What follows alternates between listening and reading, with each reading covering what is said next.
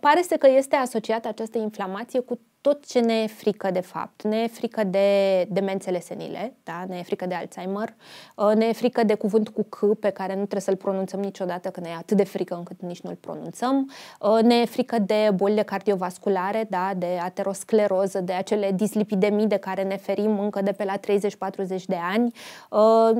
Toate bolile au de fapt sau majoritatea, că nu poți să zici niciodată toate, da? Au ca sursă inflamația.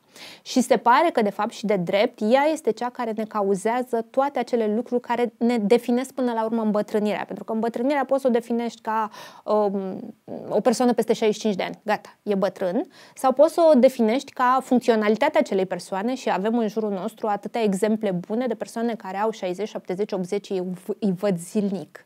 Sunt minunați. De multe ori au analize mai bune ca ale mele.